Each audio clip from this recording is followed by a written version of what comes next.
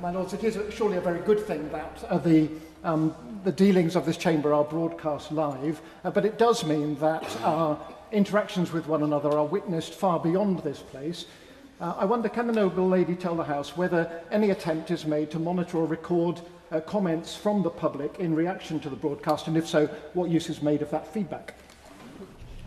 My Lords, I think there are, from time to time, we'll see reports in the press or polls are undertaken in response.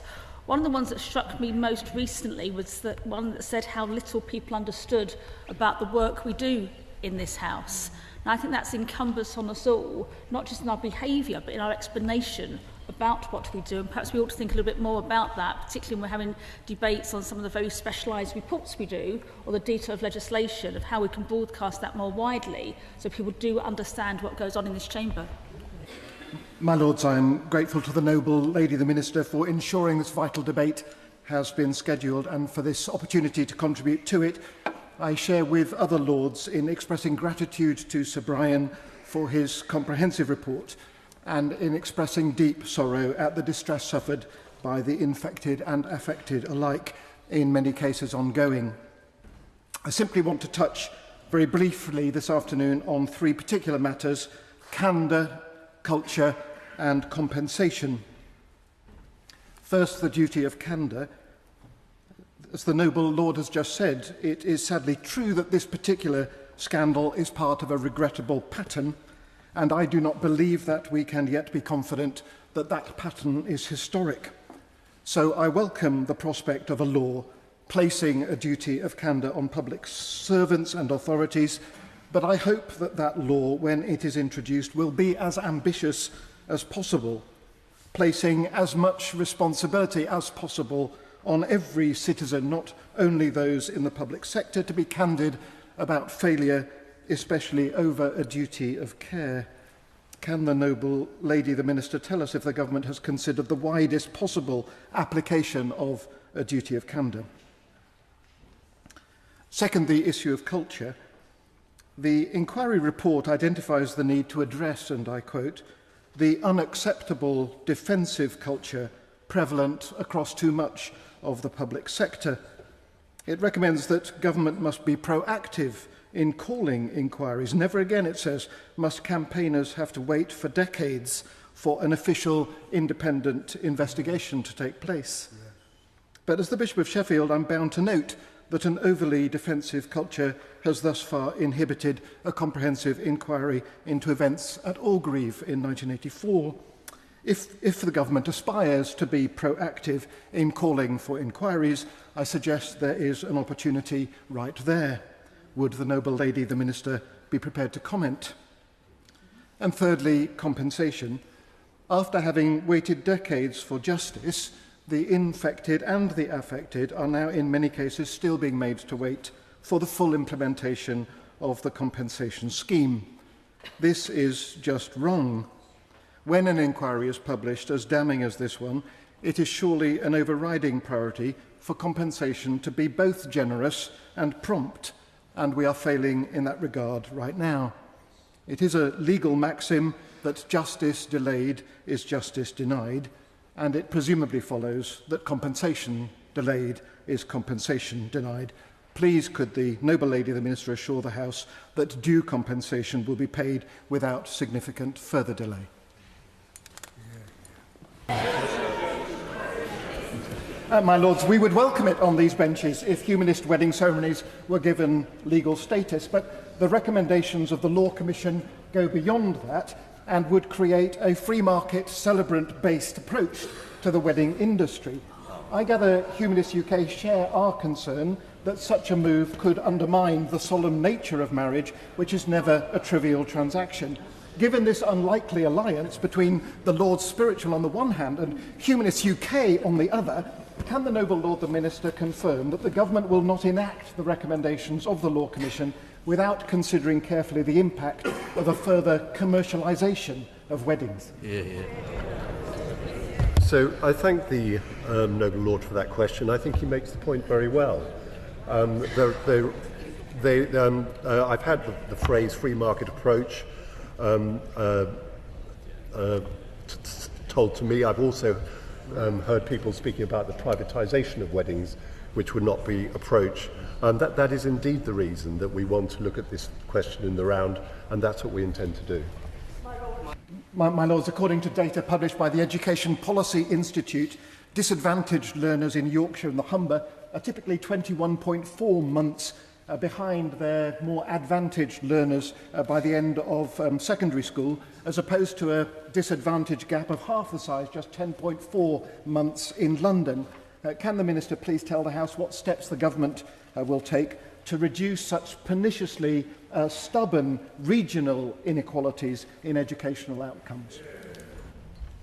The Noble Lord is absolutely right that regional inequalities at Key Stage 2, at GCSE, at A-level are not just persistent, but in certainly some of those cases have become worse. That's why the government and the Department for Education are absolutely committed to ensuring that wherever you live in England, whatever your background is in England, you will have access to the highest quality teachers and the best possible curriculum, which is, of course, the reason for us launching the curriculum and assessment review. That is something that is absolutely at the heart of the government's opportunity mission. My Lords, I too am grateful to the noble lady, the Baroness Featherstone, for securing this important debate and for the opportunity to contribute to it. I remember 1984 very vividly. That summer I graduated from university and got married, and early that autumn I began training for ordained ministry. So I have clear memories of that powerful BBC News coverage of the Ethiopian famine, which, as the noble lady has reminded us, were broadcast exactly 40 years ago this month, and of course of the Band Aid Christmas single that year and of the Live Aid concerts of 1985. Those events were all quite formative for me. In retrospect, of course, our crowd-sourced responses to the famine in 1984 were naive, not least in treating the famine as a simply natural disaster and in failing to take into account the human factors which contributed to it, both in terms of the global climate emergency, or global warming as we were just beginning to call it back then, and in terms of the more local political and military practices. But although we may have learned a good deal in the past 40 years, and although we may be significantly more sophisticated in our analysis of the causes of famine now in that part of the world, it is evident that we are barely more effective at responding to it, let alone preventing famine. And both these aims are urgent. We need to respond effectively to the current crisis, and we need to improve our capacity to anticipate and therefore to forestall future famines. The current humanitarian crisis in Ethiopia is again drastic, with climate shocks including flooding as well as drought, compounded by widespread armed conflict inside the country and on its borders. Christian Aid estimates that at least 21 million people in the country are in need of humanitarian assistance right now, and that is, of course, nearer to 3 times than twice the number affected in 1984. But we also need to become better at anticipatory action, at reducing the risk of recurring droughts and floods in future years. Of course, if solutions were easy, we would have found them by now, but there are steps which can be taken both at once and in the medium to longer term, and I tentatively offer 2 of each. In the short term, may I urge the government to ensure that next year the overseas development aid budget really is spent overseas and on development, and not any longer on in-donor refugee costs. And secondly, may I urge the government to take advantage of the UK's influence as current co-chair of the Green Climate Fund to focus climate finance on this region. In the medium to longer term, I trust the government really will, as soon as fiscal conditions allow, and as other lords have already urged, restore our ODA budget to the 0.7% of gross national income to which we committed ourselves in 2015. And finally, we on these benches welcome the government's manifesto commitment to tackle unsustainable international debts, and we ask that this agenda be taken forward with urgency and with due priority given to those parts of the world, including Ethiopia, where the humanitarian need is greatest. I would be grateful to know what assessment the government has made or intends to make about these potential positive steps. My Lords, I too congratulate the Noble Lord Harries for bringing this private member's bill, and indeed for the many years of thinking and hard work which have brought the bill to this point. I welcome the bill and support its aims, and heartily welcome the 5 specific headings which together give some definition as to what is meant by British values in an educational context. But especially in an educational context, it will be vital to foster a culture in which these headline categories are inhabited in a meaningful way. This kind of culture is capable of being fostered as much in the teaching of maths and science as it is through the teaching of citizenship, PSHE or RE, but these latter subjects provide an opportunity for values to be addressed directly and explicitly. And I'd like to say something further about RE in particular, but the list of values identified in the bill includes respect for the environment, and I'd also like to say something about the potential for a natural history GCSE. RE, first of all. The statutory inspection process for Anglican and Methodist schools for their teaching of RE means that church schools can confidently guarantee a high-quality, diverse religious education which supports children to develop the skills and knowledge they need to grow into global citizens, to navigate the nuances of a secular and multi-religious society. However, both citizenship and RE subjects have fallen foul of the English baccalaureate system since its introduction in 2017. Uptake for RE at GCSE has fallen sharply, and social studies uptake has consistently remained below 10%. It is my sincere hope that through this bill and through the current government curriculum and assessment review, timetables and curriculum frameworks will be structured to prioritise and value the crucial learning currently taking place under the banners of citizenship and religious education. Secondly, the proposed natural history GCSE. This bill provides an extraordinary opportunity to embed respect for the environment into British values through the education system.